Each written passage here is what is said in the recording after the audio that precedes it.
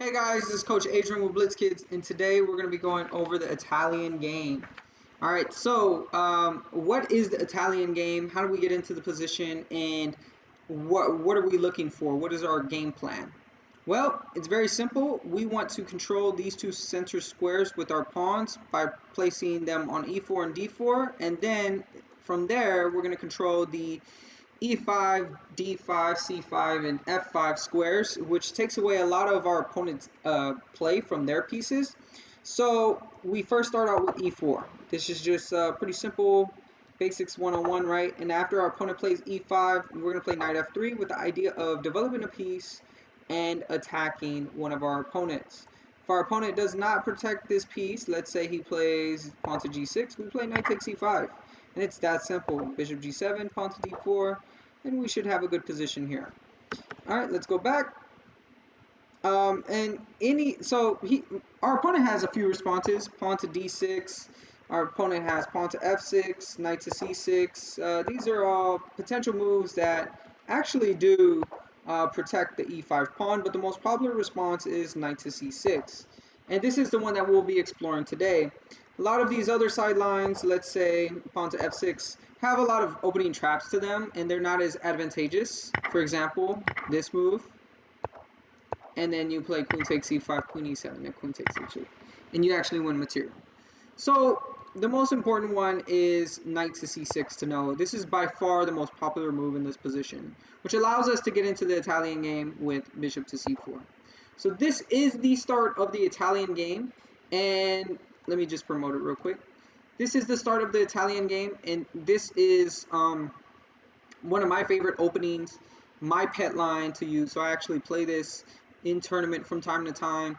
And after bishop to c4, our idea is that we're developing another piece, getting ready to castle, and we're putting pressure on f7. We're also controlling this d5 break. We're not allowing it to happen, so that's also important. If we play something else, let's say reserved, let's say bishop to e2, now our opponent can utilize this d5 square, and this is another option that we have to take into account. So by playing bishop to c4, we take away our opponent's options, put pressure on f7, play actively and progressively whenever we're getting ready to castle. Now our opponent should play bishop to c5, although there is two moves here. So there's knight to f6, and there's also bishop to c5. I think there is another move, which is knight to d4, but this one is definitely less popular and not as important as the other ones, because this does seem to just drop a pawn, right? But let's see if you guys can figure out if this is the correct way to go. All right, so the best move here is actually to play c3 and not play knight takes e5, because then there is this queen to g5 move. So I just want to explore that really quick. I'm not going to go into detail why. You can actually figure it out on your own, but pawn to c3 is the best move here. And then they're supposed to take. And then you have a nice advantage by moving 4 pieces and your opponent only moving 1. So knight f6 is probably very popular at the little bit higher rated levels, but bishop to c5 is what we're going to be exploring today, and we're going to play pawn to c3 here. So let's just talk about this for a moment. We want to play d4, but our opponent is controlling this square 3 times, and we're only controlling it once. Our whole game plan is to have e4 and d4. And in order to accomplish this, should we just give up if our opponent has too much, if it's too much trouble? No, we shouldn't. We should push as much as possible to force our opponent to find the best defensive moves.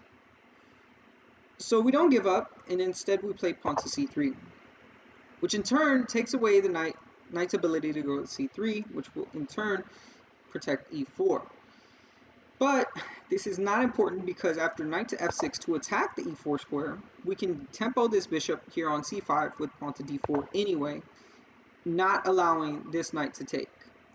Because if he does, well, pause your videos, see what we should do. Excellent, pretty simple, right? Take the bishop, and see in this position here, this is great for white. All right, so let's go back. So after pawn to d4, our opponent's best response is actually to take here on d4. And we simply recapture, and now notice how we have the two pawns in the center. Protected twice, attacked twice. So our opponent is not able to capture here on d4, because if knight takes d4, we simply capture. So if we go back, after c takes d4, our opponent has to do something. Now this is the really important part, because most of your opponents will see through the small little traps like attacking your bishop, or attacking his bishop or her bishop on c5. There's only one really good move here.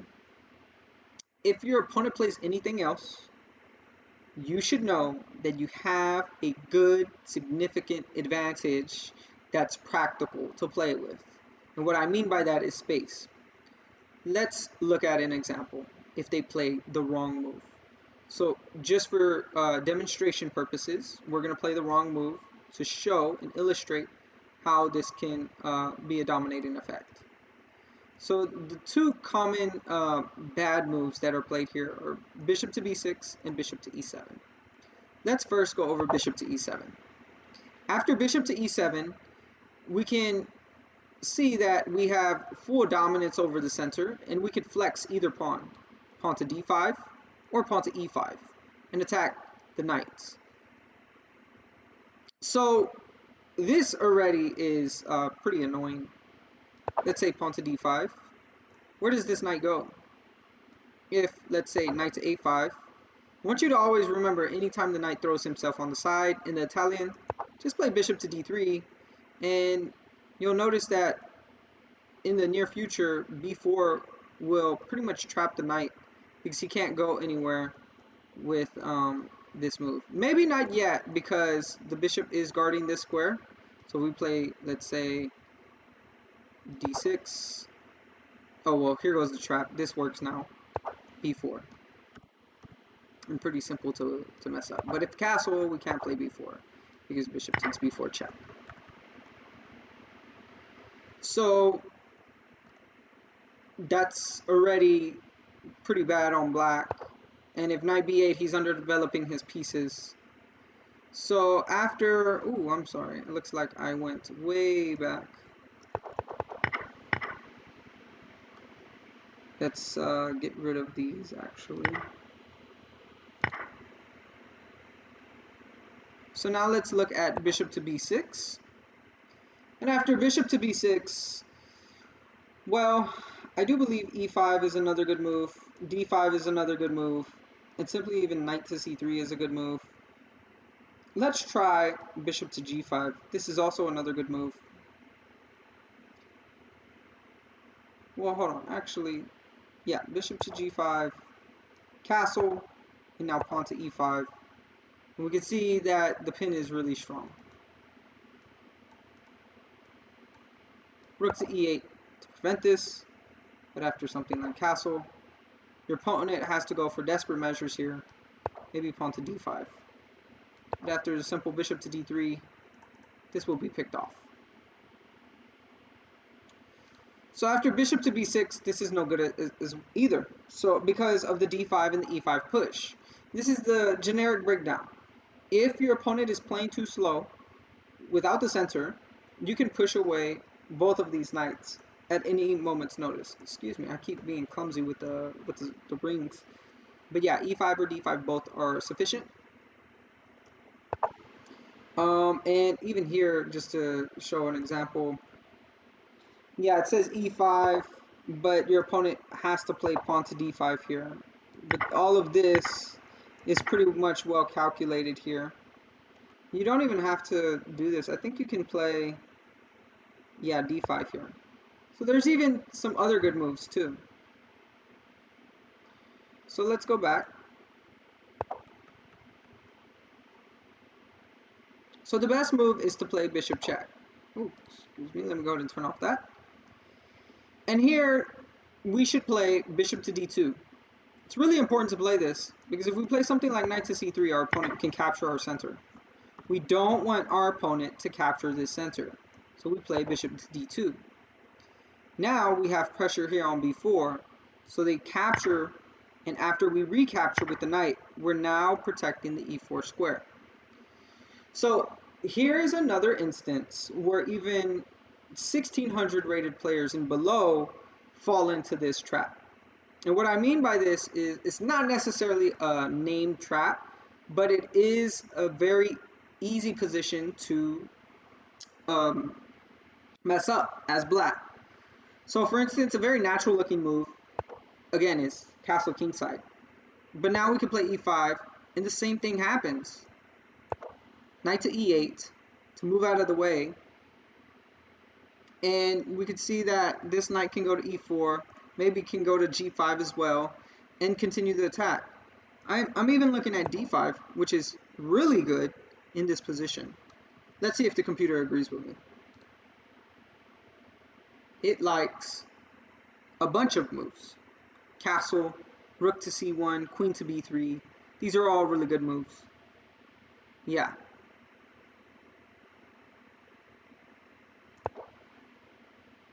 d5 is good. And look at this position. Really strong.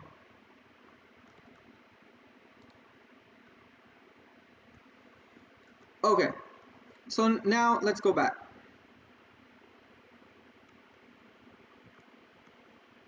After knight takes b to d2, now our opponent has only one move to actually save the game, and that is pawn to d5. They must play this move. If they don't play this move, we can simply capture, or excuse me, we can simply push the pawn to e5 and attack the knight. So they play d5, we capture, and what this does is give us only one pawn in the center instead of two. But this is an isolated pawn. So our opponent does have chances in the end game, but we're still directing the attack in the middle game. And here we just play queen to b3, and our opponent should play knight to e7 with this other knight, so it frees up the c6 pawn, or the c7 pawn to go to c6. After which, castle, pawn to c6, rook to e1 to put pressure here, and now castle. And I guess you could say this is the last trick in the book that White has before we actually start playing the middle game. Let's say we just play something like, I don't know, pawn to h6. Well, here we can play bishop takes d5, and if queen takes d5, queen takes d5, c takes d5, we saddle our opponent with an isolated d-pawn, and it's very hard for our opponent to castle here. So we'd probably have to settle for something else. Alright, so after this continuation of castle, now you're ready to play the middle game. So let's go over that one more time. I'm going to clear the board really quick and start from fresh. So e4, e5, develop with tempo, and you want to develop these pieces so you can castle quick on the king side. That's important. So this line can be reached after our opponent plays bishop to c5. We play c3 to prep d4, and after d4, e takes, c takes. Bishop check is the only move. Note that you will have an advantage if your opponent plays anything else. Bishop to d2, bishop takes d2, knight takes d2, protecting this e4 pawn, and our opponent must play pawn to d5. Any other move, like d6 or castle kingside, will be met with great action. So d5, e takes d5, only move, knight takes d5, and now here queen b3, almost played a mouse slip there. Knight e7 to protect this guy. Our opponent can't castle because, again, we take that guy. So knight e7, castle, c6 to firm up the protection over d5 and prevent the d4 pawn from moving forward. and now rook to e1, and castle will end our theory over this game. All right, so yeah, that's pretty much it. It's not too hard. You just want to develop the kingside pieces as quickly as possible. Prep d4, castle kingside, and if our opponent anytime missteps in this opening or doesn't play d5, the essential pawn break, then you will have an advantage. So let's say d6, d5. Really good move. Yeah, what's wrong with this move though? Take, take, and castle. Okay, and maybe f4 comes later on. And we have pressure against c7 as well too. Interesting. Alright guys, well, I hope you learned something out of it. I know kind of exploring these lines were pretty cool. Some of the lines that I don't ever see at my level, you know, such as this one. But yeah, I just wanted to kind of explore that with you and hope that if you don't have an opening, maybe this can be your go-to opening. Simple, logical, and there's a little bit of poison for the black pieces if they don't play correctly. Alrighty, see you next time. Bye.